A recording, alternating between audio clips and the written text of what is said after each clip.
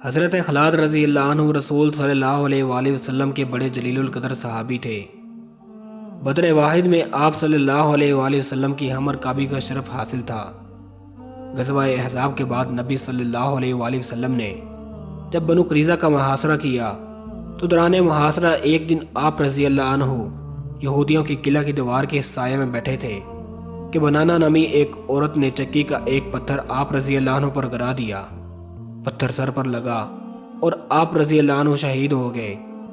نبی صلی اللہ علیہ وآلہ وسلم نے فرمایا، خلاد کو 2 شہیدوں کا ثواب ملے گا۔ ام خلاد رضی اللہ عنہ کو جب بیٹے کی شہادت کی خبر ملی تو یہ دریافت کرنے رسول صلی اللہ علیہ وآلہ وسلم کے پاس آئیں، اس حال میں کہ چہرے پر نقاب ڈالا ہوا تھا۔ بعض صحابہ نے دیکھا تو حیرت سے کہا کہ تیرا بیٹا شہید ہوا ہے اور اس حال میں بھی تیرے چہرے پر نقاب ہے، اس حال میں تو ایک ماں کو تن بدن کا ہوش نہیں رہتا۔ ام خلاد نے جواب دیا، میں نے اپنا لخت جگر کھویا ہے، شرم و حیا تو نہیں کھوئی۔ اس موقع پر نبی صلی اللہ علیہ وآلہ وسلم نے فرمایا، تیرے بیٹے کے لیے 2 اجر ہیں کیونکہ اس کو اہل کتاب نے شہید کیا ہے۔